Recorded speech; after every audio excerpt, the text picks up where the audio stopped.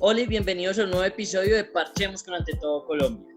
El COVID-19 ha traído una gran crisis mundial a nivel económico y, por supuesto, Colombia no es la excepción. Por eso hoy nos encontramos con Jorge Iván Cárdenas, economista de la Universidad de La Salle, quien nos ayudará a expandir un poco más la idea sobre los efectos económicos que puede traer el coronavirus. Jorge Iván, ¿cómo está? Muchas gracias por atender a nuestra invitación. Hola Luis Felipe, muchas gracias a usted por la invitación. Sabe que siempre para mí es un placer atender el equipo de Ante Todo Colombia. Me siento como de casa. Un saludo especial a todos las personas que escuchan este podcast y pues un saludo fraternal a cada una de las personas de Ante Todo Colombia. Muchas gracias, Jorge. Jorge, antes de entrar en materia, cuéntenos un poco quién es usted. Bueno, Jorge Iván Cárdenas es un economista. eh, Desde ya hace mucho tiempo ha opinado como columnista, tanto en El Tiempo, en periódicos regionales. Y pues un apasionado, una persona que le encanta mucho la economía y pues que ya tiene recorrido en el sector y pues la idea es seguir aportando desde que se pueda los análisis, las gestiones y las tomas de decisiones para mejorar la economía del país. ¿Y cómo le ha ido en este periodo de cuarentena? Bueno, la verdad ha sido duro porque uno, pues, Jorge Iván ha tenido un trote muy álgido de recorrer el país, asesorar a entidades territoriales, asesorar al mismo gobierno nacional. Y de un momento a otro nos tocó parar todas las correrías, todos los viajes y pues nos tocó guardar de una forma responsable la cuarentena, atender a las autoridades como se deben y pues la idea es aguantar lo más rápido posible con medidas drásticas para volver otra vez al ruedo y volver a hacer crecer este país. Bueno, y justamente ya que hablamos de hacer crecer este país, ¿usted qué efectos ha visto en la economía colombiana a partir del coronavirus? Bueno, esto realmente es un impacto muy grande el que sufre la economía. Digamos que nosotros como país estábamos muy optimistas a lo que se venía al año 2020, aunque no crecíamos por el PIB potencial, si no teníamos un crecimiento por debajo del PIB potencial, teníamos muchas ventajas para que hubiéramos pues, generado las condiciones de despegue suficientes y tener crecimientos del 4 o 5 alrededor de 2 años, 3 años. Entonces creo que el impacto ha sido muy negativo, son decisiones difíciles las que se han tenido que tomar, parar todo el aparato económico, parar las industrias, y pues digamos que eso ha generado una pérdida de dinamismo económico muy grande, eh, y pues los impactos que va a tener no solamente para la economía colombiana, sino para todo el mundo, todavía son muy difíciles de medir porque son hechos que nunca se habían dado, son hechos que por primera vez en toda la historia del mundo y pues todavía no podemos decir con certeza este fue el impacto de la economía porque hemos tenido que tomar medidas de manera urgente, sin mucha información, sin muchos análisis y eso efectivamente pues no genera unos buenos resultados, sino esto es un ensayo-error. Lo que hay que hacer ahora es rodear a las autoridades, a, a los tomadores de decisiones y acatar las órdenes de seguir avanzando en esta compleja situación. Bueno, Jorge, usted es el economista y me dirá si me equivoco, pero según tengo entendido, para que la economía siga funcionando debe seguir un flujo como circular más o menos. Pero ese flujo se ha visto afectado porque los almacenes están cerrados, la gente no compra. ¿Cuál puede ser una medida para mitigar este año? Bueno, digamos que aquí usted como tomador de decisión tiene que analizar dos temas y es primero el impacto a corto plazo y obviamente el impacto a largo plazo, ¿no? El impacto a corto plazo es que pues nosotros tenemos dentro de la pirámide poblacional una población que se iba consolidando como clase media, ¿sí? Y que esa población pues sufría riesgos de que si te recibía un impacto negativo volviese a la clase de pobreza. Entonces, esa población, digamos, que vivía del día al día, de que tenía los ingresos semanales o diarios, pues son los primeros afectados y creo que el gobierno ha hecho un gran aporte para poder mitigar la urgencia, lo que es urgente. Entonces, la evolución del IVA es una buena, digamos, estrategia para poder mitigar el impacto a corto plazo, poder dar auxilios adicionales a familias en acción, a jóvenes en acción, a adulto mayor. Eso digamos que ha podido contrarrestar la pérdida del flujo de la masa monetaria en el corto plazo y tratar de evitar que esta población que iba de consolidación a la clase media, pues no cayera de un día para otro a la pobreza.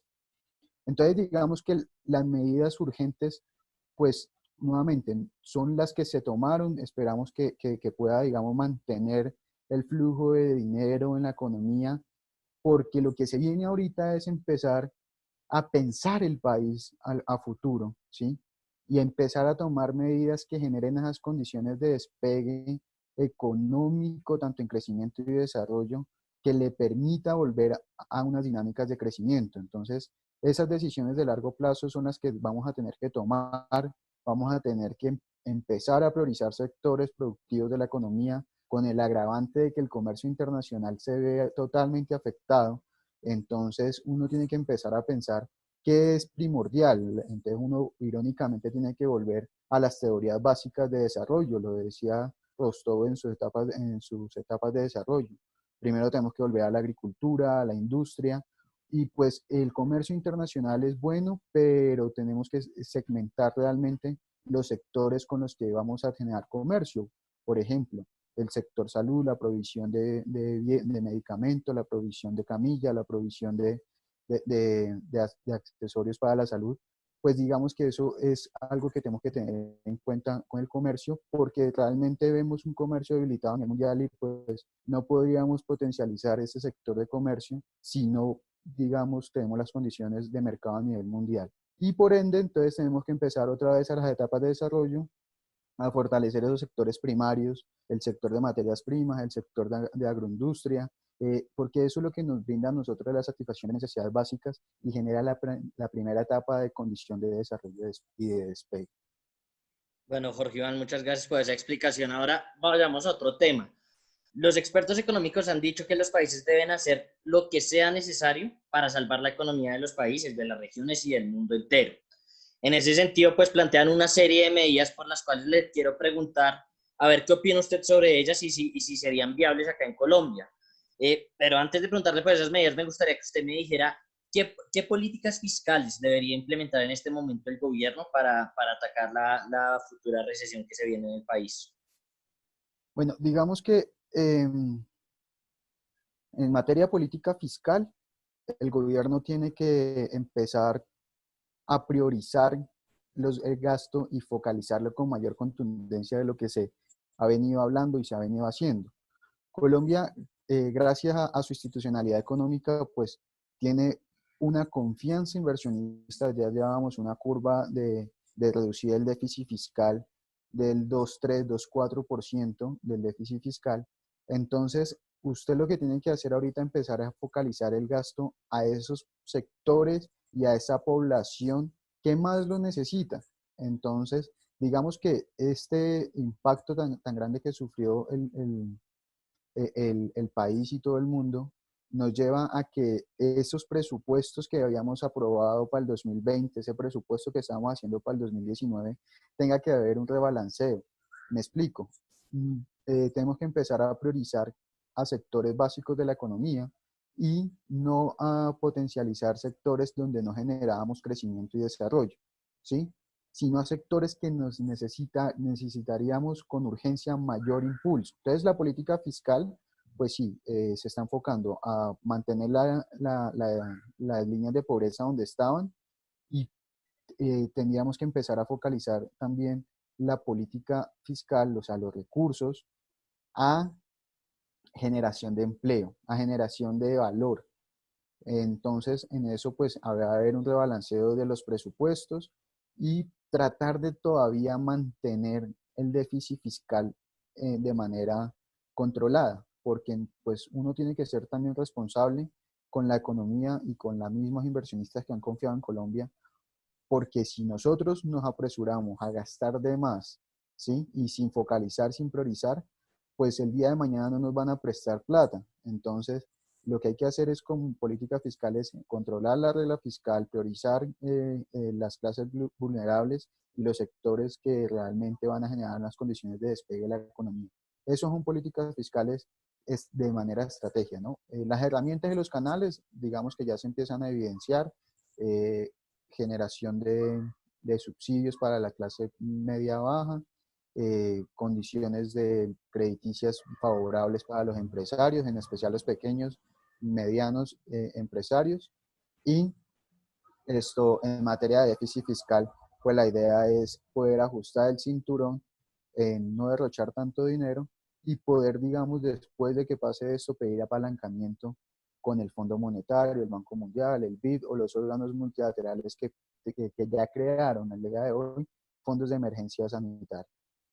Ok, Jorge, o sea, según le entiendo, es como crear políticas sectorizadas, dependiendo de la necesidad de cada nicho. Sí, digamos que así sería, pero entonces son sectores no tanto por la necesidad, sino por las condiciones de despegue económico que nos pueden dar, ¿sí? Por ejemplo, nosotros veíamos que en el último año, en los últimos 4 trimestres, el sector de construcción, de vivienda y demás venía con rezagos en el crecimiento. Sin embargo, hoy en el inmediato corto plazo uno dice, el sector de vivienda es necesario, mas no es importante, lo que no lo vuelve urgente. ¿Sí? Lo importante ahorita es mantener la cobertura en alimentos, mantener cobertura de agua potable, mantener, digamos, la cobertura en salud. Entonces, generar nuevas viviendas, pues va a tener que demorarse un poquitico y quizás, por ejemplo, focalizar la cobertura de la tasa French no es ahorita, sino por allá en 6 años donde ya otra vez la gente vuelva a despegar, digamos, desde su condición económica. Entonces, no es tanto por la necesidad, es por qué tantas condiciones de despegue me genera el sector después. Ok.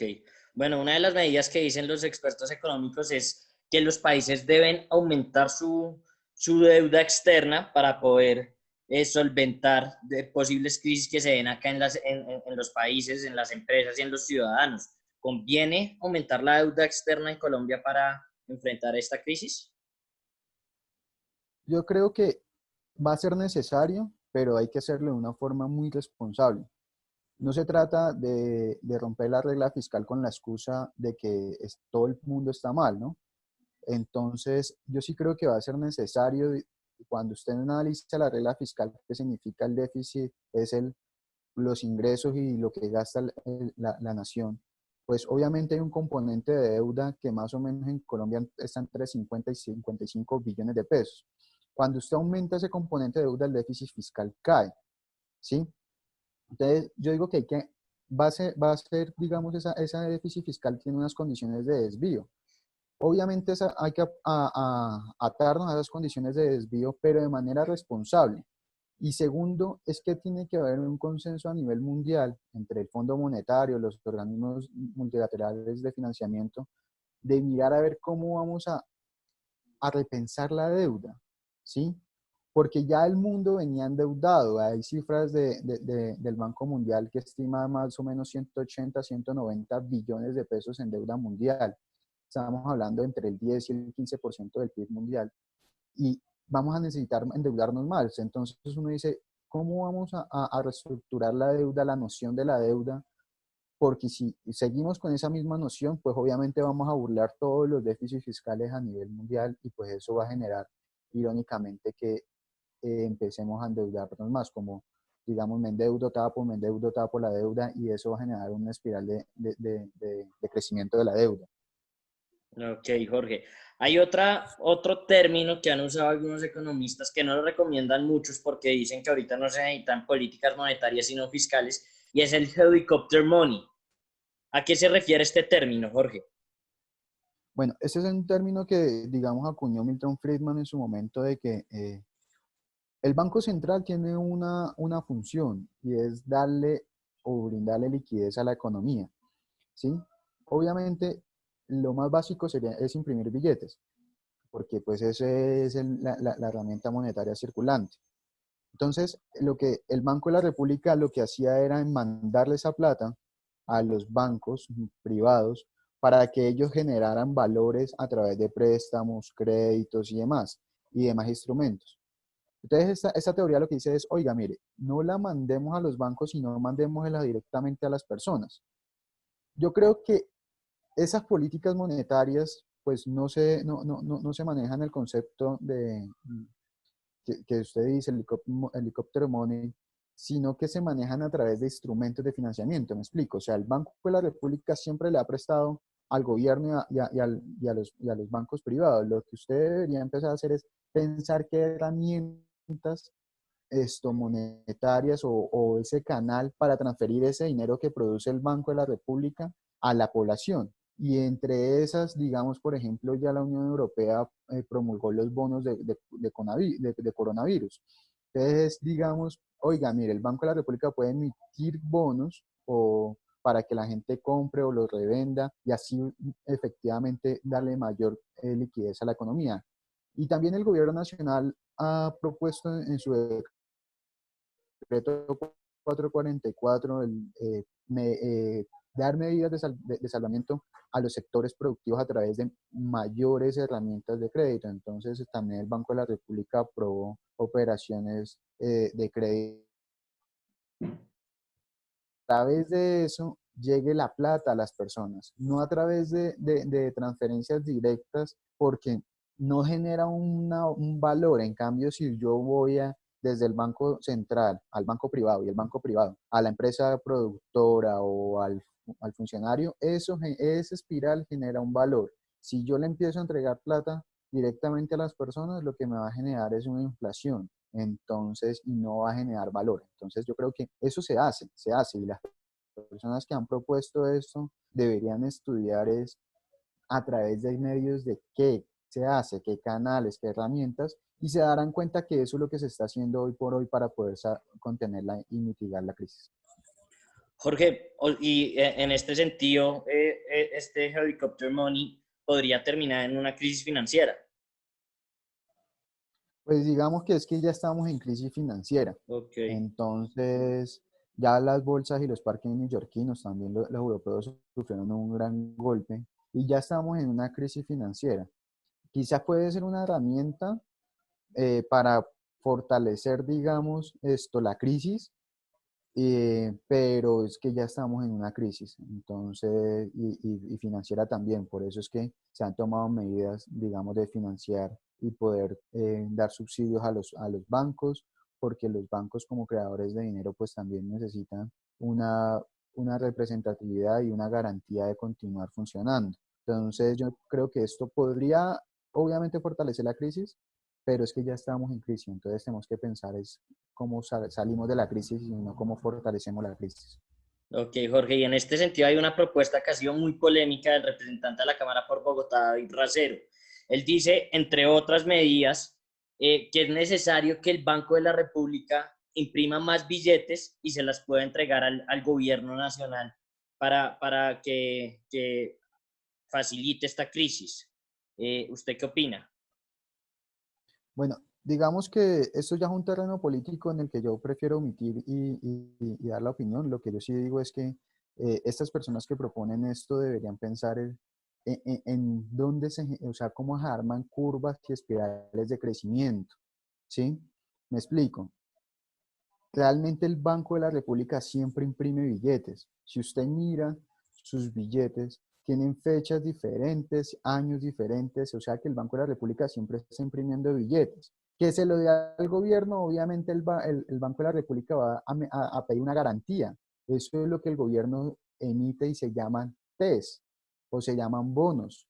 Entonces esas son las herramientas que yo puedo imprimir como Banco de la República de billetes todos los días, lo hago, pero yo no se los voy a entregar al gobierno nacional si el gobierno nacional no me hace a mí un, como una garantía de que me lo va a pagar. Entonces, por eso es que el gobierno nacional emite bonos, emite estos instrumentos de deuda, para así mismo él poderse financiar y capitalizar. Yo creo que estas personas sí tienen que entender esto, cómo funciona los mecanismos monetarios para poder no hacer propuestas tan populistas y tan fuera de los márgenes técnicos. Ok, Jorge, y ahorita usted hablaba de los bonos que están emitiendo en Europa. Estos bonos creo que van a ser emitidos por el Banco Central Europeo, que cubre a toda la Unión Europea. Pero en Latinoamérica, pues cada uno tiene su propia moneda, si no es el dólar estadounidense, y nos manejamos muy individualmente. Ese bono en Europa, ¿cómo podría funcionar acá en Latinoamérica? Digamos, o acá cada país se tiene que defender individualmente y no como región. Bueno, cuando uno piensa en Latinoamérica como región, pues uno tiene que conocer la historia y es que en Latinoamérica ha habido un sinnúmero de intentos de integración fallidos. Por un lado está la Alianza del Pacífico, que creo que ha sido los mejores intentos de integración, pero por el otro lado también estuvo la Mercosur, donde se dejaron influenciar algunas ideologías no pertinentes. Entonces, pensar en un término de integración en América Latina es realmente complejo. Obviamente sí tiene que, en este momento de crisis, haber una cooperación de toda la región. Sin embargo, como todos los países son autónomos en materia monetaria, excepto Ecuador, que depende de la Reserva Federal de Estados Unidos, pues sí deberíamos tomar en cuenta un instrumento de financiación como los bonos, pero de manera autónoma. Ok. Se puede hacer de manera de integración, pero creo que Latinoamérica no tiene hoy por hoy un bloque de integración totalmente grande en el que usted pueda, digamos, hacer transferencias monetarias de un país a otro país.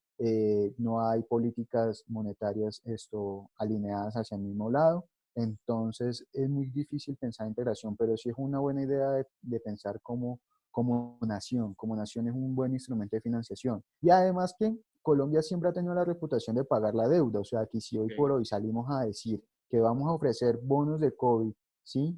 Que si lo vamos a pagar en 20 años, podría ser una captación de dinero que le serviría hoy a Colombia para generar esas condiciones de despegue interno. Ok, muy interesante la parte de la reputación. Jorge, un último mensaje que le quiera mandar a todas las personas que nos están oyendo. El mensaje principal que yo quiero dar es que cuando usted piensa en economía, tiene una correlación real con la economía, perdón, con la salud, ¿sí? Entonces uno no puede poner en una cara la salud y la otra la economía. Realmente, tanto para usted tener salud necesita una buena economía y usted para tener economía tiene que tener una buena salud. Son momentos de difíciles decisiones, o sea, las decisiones se toman de manera más fácil cuando se tiene mayor información. Esta vez no tenemos información y entonces el mensaje que hay que mandarle, la economía hay que sacarla y la salud también hay que sacarla de manera conjunta, sensata y razonable. Bueno, Jorge, muchísimas gracias por acompañarnos hoy acá en la mesa de Parchemos con Ante Todo Colombia.